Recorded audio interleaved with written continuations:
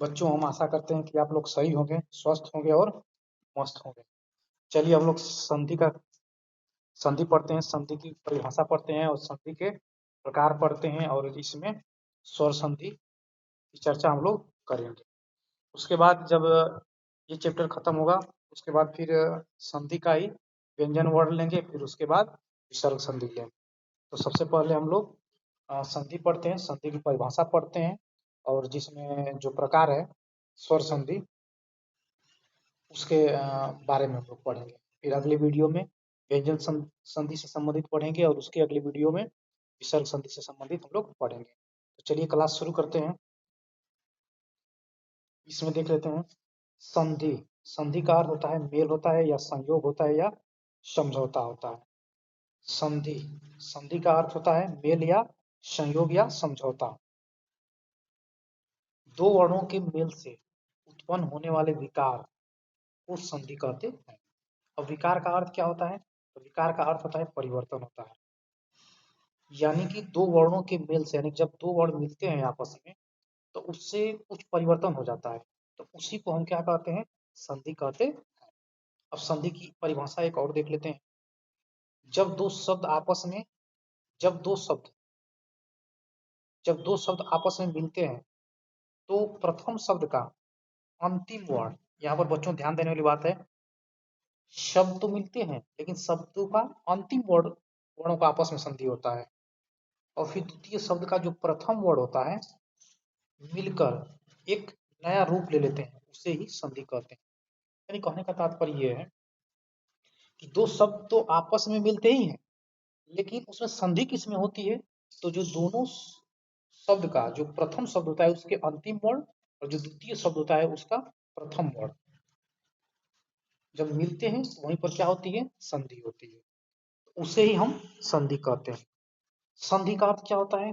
Mail होता है, संयोग होता है और समझौता होता है। अब इसका उदाहरण देख लेते हैं। हाँ, तो यहाँ पर हो जाएगा सूर्य धन उदय।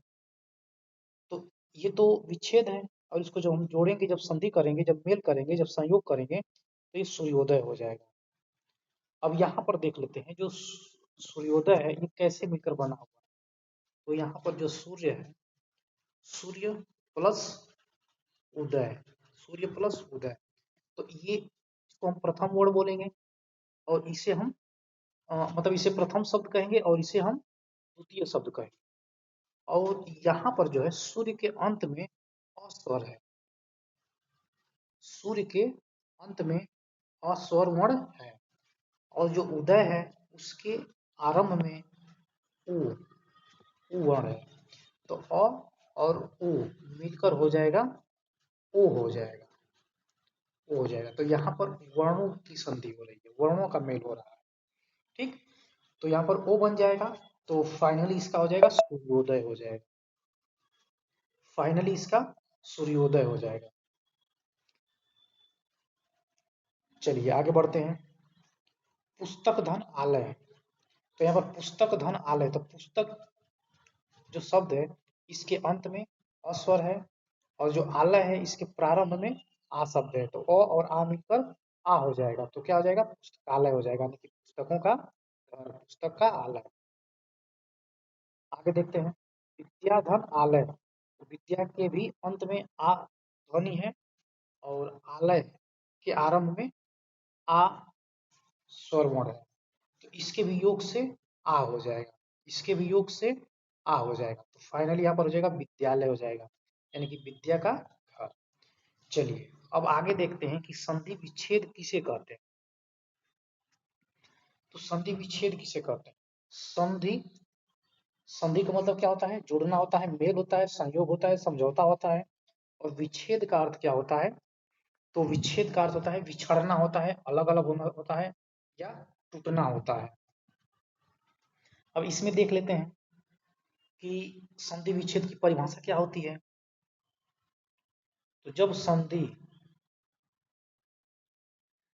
संधि किए हुए शब्दों को अलग अलग करके उन्हें पहले वाली स्थिति में लाया जाता है तो उसे संधि विच्छेद कहते हैं। यानी कि जो संधि पहले होती है लेकिन उसको फिर क्या किया जाता है, अलग अलग किया जाता है, उसे ही संधि विच्छेद कहते हैं। यानी संधि का अर्थ होता है जुड़ना, मेल, समझौता, और विच्छेद का अर्थ होता है अलग अलग या बिछड़ाव या तोड़ना। ठीक।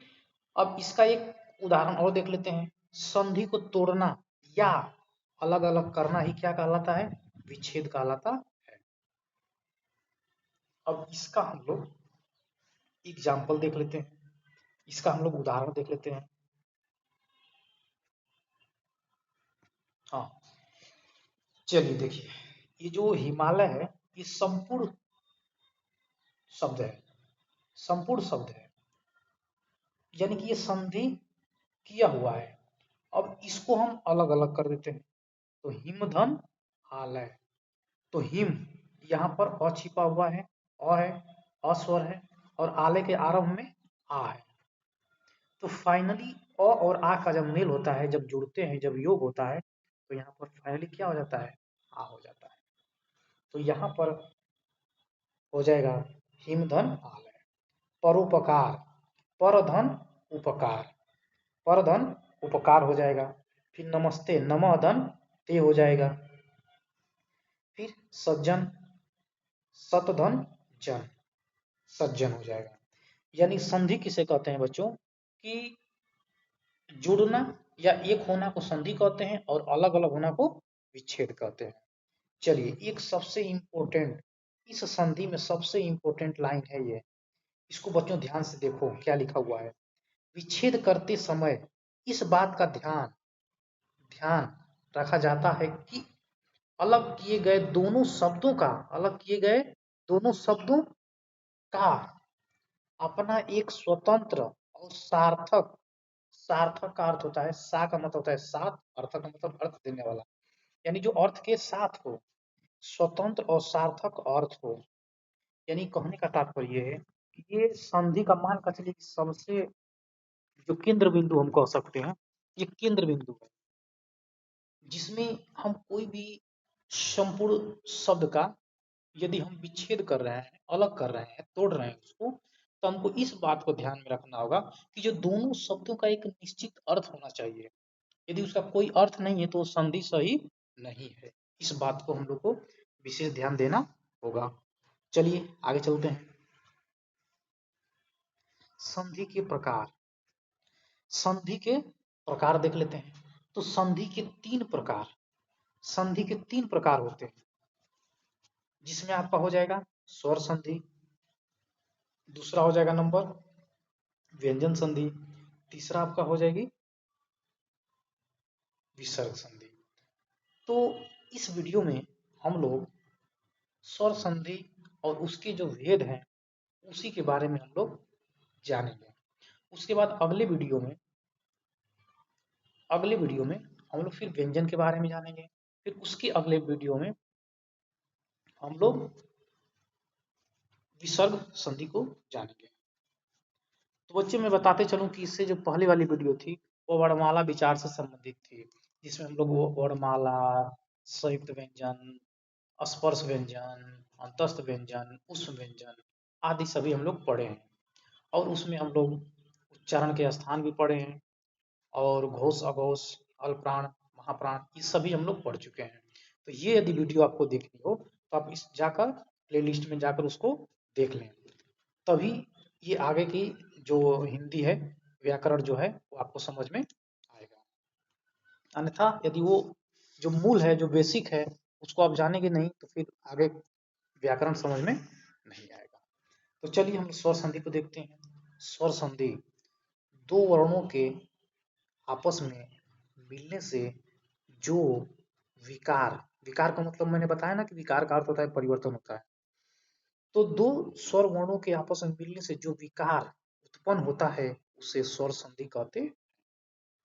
ध्यान रहे यहाँ पर दो दो सिर्फ वर्णों की बात नहीं हो रही है, दो स्वर वर्णों की बात हो रही है, यानी स्वरों का, यानी स्वर संधि में सिर्फ स्वर वर्ण ही मिलेंगे आपस में, स्वर वर्ण और व्यंजन वर्ण नहीं। यहाँ पर जिसकी संधि होगी तो स्वर स्वर की होगी, ये बात ध्यान रहे, स्वर स्वर की होगी। तो जहाँ स्वर स्वर मिलते हैं वहां पर कौन सी संधि होती है बच्चों?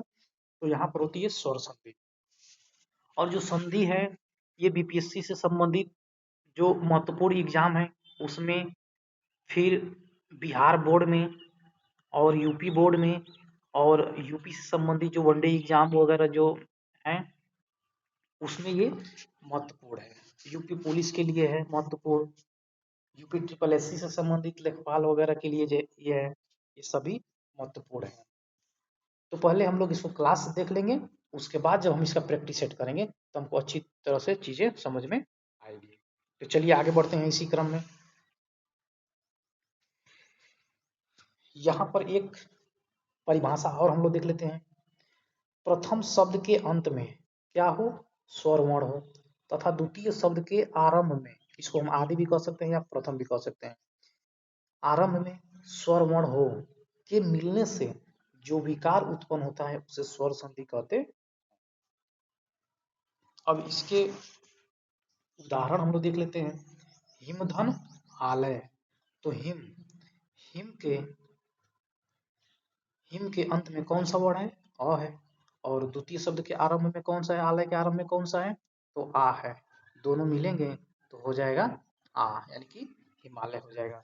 ने धन अन, यहाँ पर भी आपका ये छुपा हुआ है और द्वितीय शब्द के आरंभ में अ छिपा हुआ है, तो ए और अ यहाँ पर मिलकर ए हो जाएगा, ए की मात्रा हो जाएगी। मतलब यहाँ पर निधन अन, तो यहाँ पर ए और अ मिलकर हो जाएगा आपका य हो जाएगा, यहाँ पर य हो जाएगा। तो निधन अन बराबर हो जाएगा नया। अब आगे बढ़ते हैं।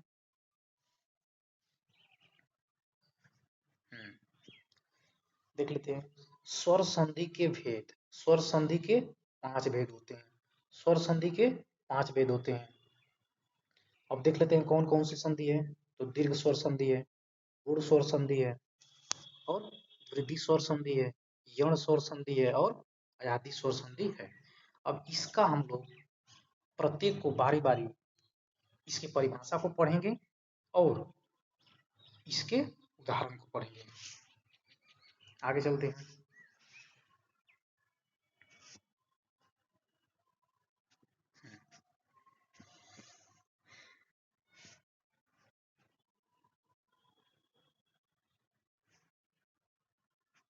चलिए आगे चलते हैं। अब देख लेते हैं नंबर 1, यानी कि फिर से मैं बोल दूं कि स्वर संधि के कितने भेद होते हैं? तो 5 होते हैं। कुल संधि की संख्या कितनी है? तो संधि के प्रकार की संख्या कितनी है? तो संधि के प्रकार की संख्या 3 है, जिसमें आपका स्वर संधि, व्यंजन संधि और विसर्ग संधि ये हो जाएंगे। और यदि हम स्वर संधि की बात करें तो स्वर संधि किसे कहते हैं? दो स्वर वर्णों के मेल से जो विकार उत्पन्न होता है उसे हम स्वर संधि कहते हैं। और स्वर संधि के कितने भेद होते हैं? तो 5 होते हैं। अब इसकी परिभाषा हम लोग देख लेते हैं कि दीर्घ स्वर संधि किसे कहते हैं। जब प्रथम शब्द के अंत में ह्रस्व या दीर्घ, आप लोग को याद आ रहा होगा कि ह्रस्व किसे कहते हैं और दीर्घ किसे कहते हैं। तो जैसा कि हम लोग वर्णमाला में पढ़े हैं, ह्रस्व स्वर, दीर्घ स्वर और विलुप्त स्वर। ह्रस्व स्वर किसे कहते हैं? तो जिसमें एक मात्रा होती है, इसमें एक मात्रा होती है, या हम कह सकते हैं कि जिसको कम समय लगता है बोलने में उसको हम ह्रस्व कहेंगे। या दीर्घ किसको कहेंगे? जिसमें 2 मात्रा होती है या जिसको ह्रस्व से ज्यादा समय लगता है। और प्लुत किसे कहेंगे? जिसमें 2 से अधिक मात्राएं हो, या हम कह सकते हैं कि इन दोनों से अधिक बोलने में उसको समय लगता हो, उसे हम प्लुत स्वर कहते हैं। ये हम लोग पिछली वीडियो में पढ़ चुके हैं। तो यहाँ पर हम देख रहे हैं दीर्घ स्वर संधि में जब प्रथम शब्द के अंत में ह्रस्व या दीर्घ अ, आ, इ, ई, उ, ऊ, री में से कोई भी वर्ण आए, वर्ण हो, तथा द्वितीय शब्द के आदि, आदि को हम प्रथम भी कह सकते हैं या प्रारंभ भी कह सकते हैं, में उसी का समान वर्ण हो।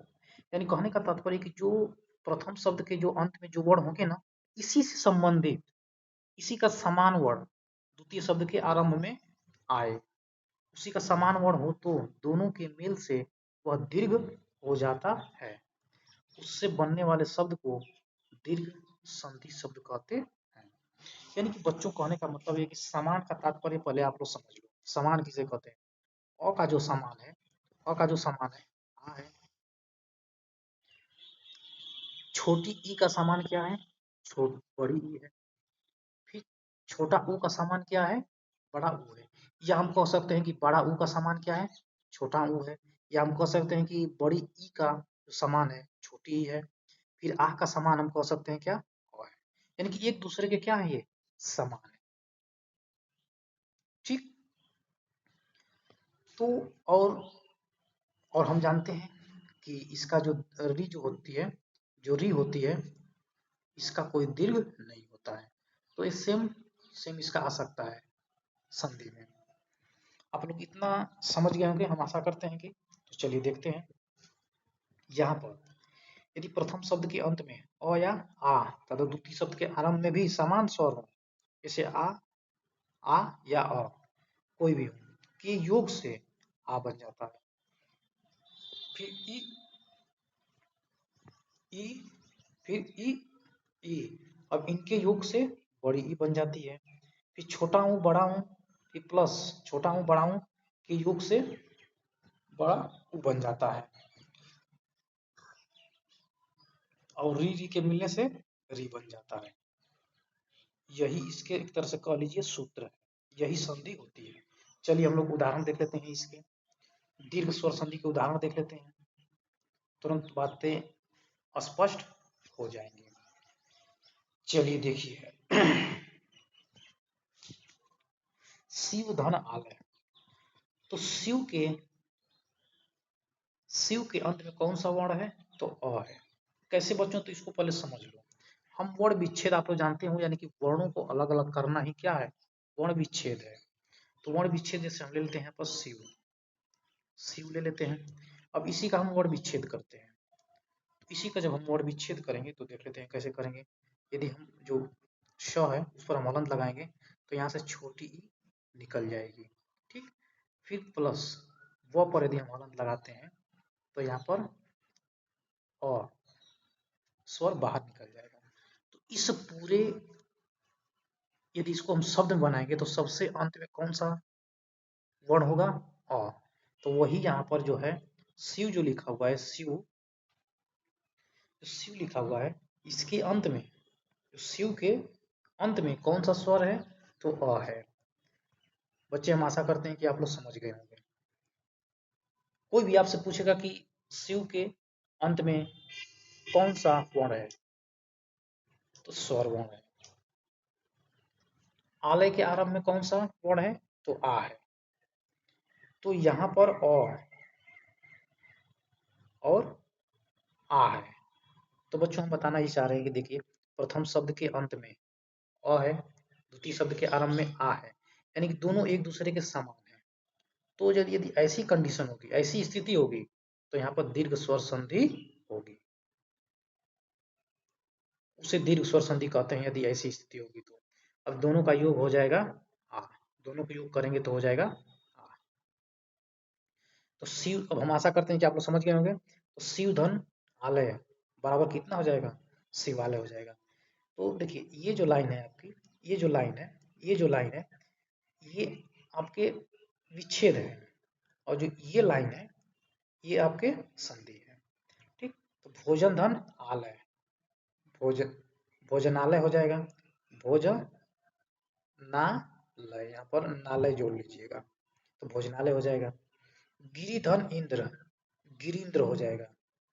गिरिधन इंद्र, गिरिंद्र हो जाएगा। यहाँ पर छोटी ई और छोटी ई जब योग किए हैं, जब मेल किए हैं, जब संधि किए हैं, तो यहाँ पर वो बड़ी ई में परिवर्तित हो जाएगी तो गिरिंद्र हो जाएगा। गिरिंद्र किसको बोलते हैं? तो पर्वत के भगवान अर्थात शिव को कहते हैं। भानुधन उदय, भानुधन उदय, यहाँ पर छोटा ऊ है और यहाँ पर उदय का जो आरंभिक जो वर्ण है वो भी उदय है, ऊ है। तो दोनों का जब योग करेंगे तो बड़ा ऊ हो जाएगा। तो यहाँ पर हो जाएगा फाइनली आपका भानुदय हो जाएगा। पितृधन, पितृधन ऋण। तो यहाँ पर हम जानते हैं कि यहाँ तो री का कोई समान स्वर वर्ण तो होता नहीं है कि इसका दीर्घ होगा, तो इसलिए वहां पर पितृण यानी कि रे ही रह जाएगा। ठीक। वार्ता धन आलाप, वार्तालाप हो जाएगा। बच्चों हम आशा करते हैं कि आप लोग समझ गए होंगे। चलिए आगे चलते हैं।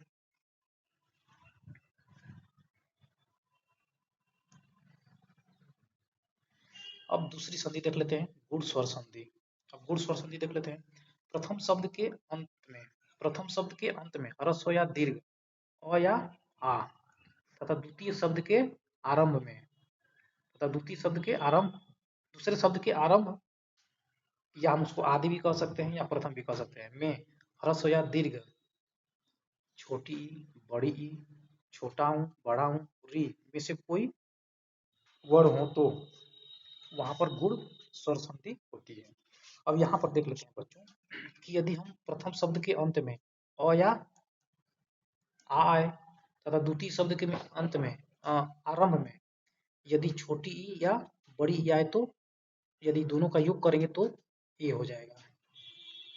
और यदि आ या अ के बाद उ या बड़ा उ यदि आए तो इसको योग करेंगे तो ओ हो जाएगा।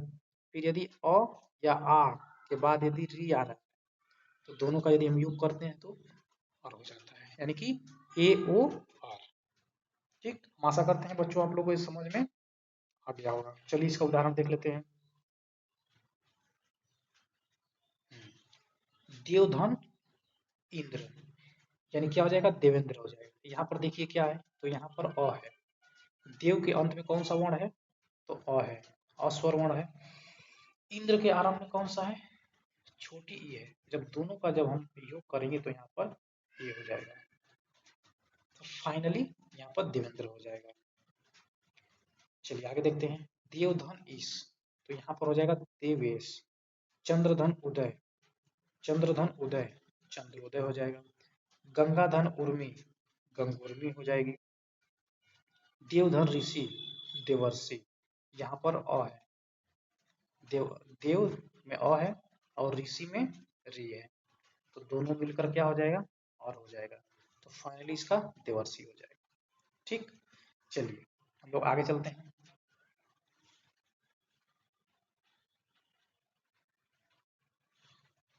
चलिए वृद्धि स्वर संधि देख लेते हैं कि वृद्धि स्वर संधि किसे कहते हैं। प्रथम शब्द के अंत में अ या आ है तथा द्वितीय शब्द के आरंभ में, या आरंभ को हम आदि भी कह सकते हैं या प्रथम भी कह सकते हैं, में ए ऐ या ओ औ आए तो वहां पर वृद्धि स्वर संधि होगी। इसका हम लोग सूत्र देख लेते हैं कैसे। तो अ या के बाद या आए तो क्या हो जाएगा, आय हो जाएगा। ओ आ के बाद ओ या ओ आए तो यहाँ पर औ हो जाएगा। अब इस पर आधारित हम लोग एग्जाम्पल देख लेते हैं, उदाहरण देख लेते हैं। देखिए एक धन एक, क्या हो जाएगा इसका, एक का एक हो जाएगा। यानी कि इसको हम लोग देख लेते हैं कैसे। तो देखिए एक, एक के अंत में क्या है, जो ये है प्रथम शब्द है उसके अंत में क्या है, अ है, अस्वर वर्ण है। फिर द्वितीय शब्द का जो आरंभ है उसमें क्या है, ए है, तो अ और ए मिलकर क्या बनेगा, ए, मतलब अय हो जाएगा, यहाँ पर अय हो जाएगा। तो फाइनली आपका हो जाएगा एक धन एक बराबर हो जाएगा एक का एक। हम आगे देखते हैं। नव धन ऐश्वर्य, तो नव, तो अ है यहाँ पर और यहाँ पर ए है, तो फाइनली इसका योग करेंगे तो क्या हो जाएगा, आय हो जाएगा। यानी कि इसको हम चिन्ह के रूप में ऐसे भी लिखते हैं।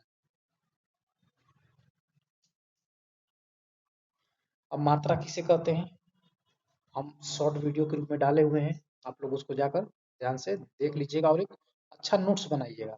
मैं कभी भी पढ़ाऊँ तो आप ऐसे मत बैठिए मोबाइल लेकर, आप एक कलम कॉपी और मोबाइल लेकर बैठिए। जो समझ में आए कि हमको ये नोट कर लेना चाहिए उसको आप नोट करते रहिए, ताकि आगे के लिए हमारे लिए बेनिफिट हो।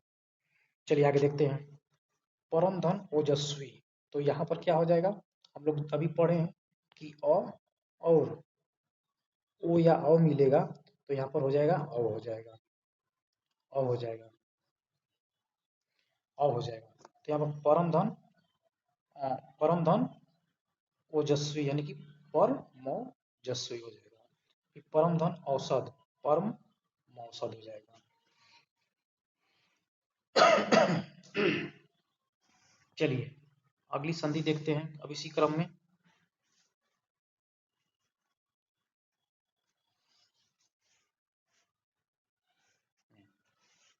देख लेते हैं यण स्वर संधि किसे कहते हैं। तो प्रथम शब्द के अंत में ह्रस्व या दीर्घ, प्रथम शब्द के अंत में ह्रस्व या दीर्घ, छोटी ई, बड़ी ई, छोटा ऊ, बड़ा ऊ, री आए, यानी कि ये जो सभी हैं प्रथम शब्द के अंत में आएंगे तथा द्वितीय शब्द के अंत में अन्य कोई भी स्वर आए तो वहां पर यण स्वर संधि होगी। इसका सूत्र देख लेते हैं बच्चों, इसका सूत्र देख लेते हैं। तो प्रथम शब्द के अंत में जो है ई या ई आए तथा अन्य स्वर आए तो यहां पर हो जाएगा आपका य हो जाएगा। यहाँ पर हलंत लगा हुआ है। अब इसको ध्यान दीजिएगा, टाइपिंग नहीं हो पा रही थी, इसमें हलंत नहीं लग पा रहा था, तो आप लोग इसको हलंत लगा लीजिएगा। र के भी नीचे हलंत है, व के नीचे भी है और य के भी नीचे है। तो देख लेते हैं इसको। तो यहाँ पर छोटी ई और बड़ी ई और अन्य स्वर यदि मिल रहे हैं तो यहाँ पर य हो जाएगा हलंत के साथ। फिर यहाँ पर छोटा ऊ और बड़ा ऊ यदि मिलते हैं और अन्य स्वर से मिलते हैं तो यहाँ पर व हो जाएगा हलंत के साथ व।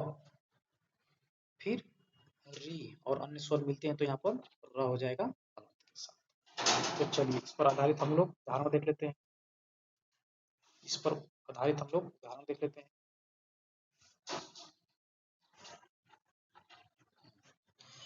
तो देखिए यदि धन अपि, तो बच्चों यहाँ से आपकी निकल जाएगी छोटी ई और प्लस यहाँ से आपका निकल जाएगा और। तो यहाँ पर जो ई है, ये ई है, इसका हलंत के साथ हो जाएगा य, और जब ये अ आकर इसमें से जुड़ेगा तो ये य के जो नीचे हलंत लगा हुआ है ये हट जाएगा, यानी कि पूरा पूरा य हो जाएगा। ठीक, और एक चीज और ध्यान रखिएगा, यदि से जब छोटी ई निकल गई है तो जो द है वो आपका आधा हो जाएगा। तो चलिए फाइनली इसको हम जोड़ते हैं, यदि धन अपि यद्यपि हो जाएगा। हम आशा करते हैं कि ये आप लोगों को समझ में आ गया होगा। यदि नहीं समझ में आया होगा तो एक बार और देख लेंगे इस वीडियो को, तो पूरी तरह से अच्छी तरह से समझ में आ जाएगा। चलिए आगे बढ़ते हैं। अति धन उत्तम, तो यहां से इसको देख लेते हैं, थोड़ा उदाहरण दे लेते हैं। हाँ, अति धन उत्तम, अति उत्तम, ये कैसे आया है तो इसको समझिए। अति के अंत में कौन सा स्वर है, छोटी ई है। उत्तम के कौन सा है, ओ है। तो यहाँ पर ई का क्या हो जाएगा, तो यह हो जाएगा किसके साथ, हलंत के साथ। और ये जो ऊ है इसमें जब ये जुड़ेगा तो ये हलंत हट कर बल्कि क्या हो जाएगा, यू हो जाएगा। और जो आपका जो त है, त से जब छोटी ई का मात्रा जब हटी है तो ये त आधा हो जाएगा। तो फाइनली आपका हो जाएगा यहाँ पर अत्युत्तम, अत्युत्तम, अत्युत्तम हो जाएगा, अत्युत्तम हो जाएगा। अनुधन अय, तो अनु से जब ओ निकलेगा और यहाँ से अ, तो यहाँ पर आपका हो जाएगा जो ऊ है इसका आपका हो जाएगा हलंत के साथ व, और फिर जब अ जुड़ेगा उसमें तो हलंत हट कर सीधा सीधा मतलब पूर्ण कह सकते हैं पूरा व हो जाएगा। तो हो जाएगा इस, और जो अनु नु से जो ऊ निकला है, जो नु से जो ऊ निकला है तो यहाँ पर नु जो न है वो आधा हो जाएगा। तो फाइनली यहाँ पर हो जाएगा आपका अन्वय। गुरुधन ओदन, गुरु ओदन, पितृधन आदेश, तो पित्रादेश हो जाएगा। चलिए अब आगे बढ़ते हैं इसी क्रम में।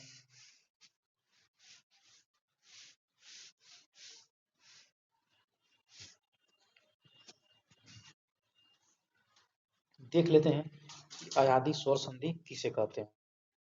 तो प्रथम शब्द के अंत में, प्रथम शब्द के अंत में ए या आए, ओ या औ आए तथा द्वितीय शब्द के आरंभ में अन्य कोई भी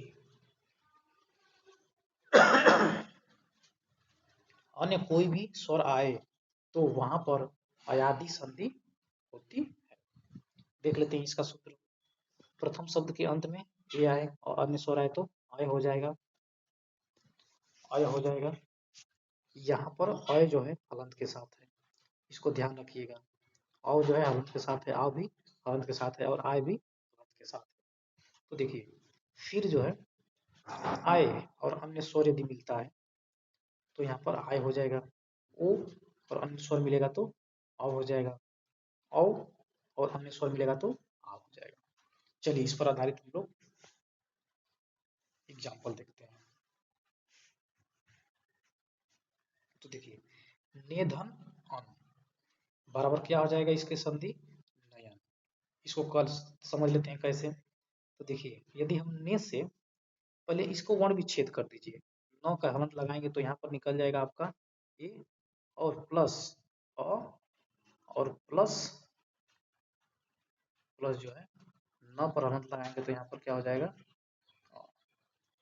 तो हमको संधि कहाँ करना है, यहाँ पर करना है।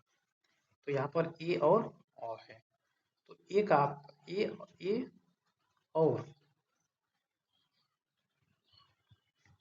ए और अ मिलेगा तो यहाँ पर आपका हो जाएगा अय हो जाएगा। आपका देख लीजिए यहाँ पर क्या हो जाएगा, अय हो जाएगा, अय हो जाएगा। तो यहाँ पर ए और यहाँ पर अ जब मिलेगा तो यहाँ पर अय हो जाएगा, अय अय हो जाएगा, अय ठीक, अय हो जाएगा। फाइनली जब इसको हम जोड़ेंगे तो जो 9 है वो आधा है, लेकिन जब ये अ आकर इसमें जुड़ेगा तो 9 पूरा हो जाएगा और फिर ये अ है, य है और ये भी य पूरा नहीं होता, ये आधा ही था, लेकिन ये जो अ है इसमें आकर जब जुड़ा है तो ये य पूरा हो गया है तो 9 हो गया और फिर अंत वाला जो वर्ण है 9। तो फाइनली यहाँ पर नयन हो जाएगा। हम आशा करते हैं कि आप लोग इसको अच्छी तरह से समझ गए होंगे। ठीक, अब अगला एग्जाम्पल देखते हैं। से धन ठीक उसी तरह शयन हो जाएगा, पो धन अन। तो यहाँ पर इसको देख लेते हैं।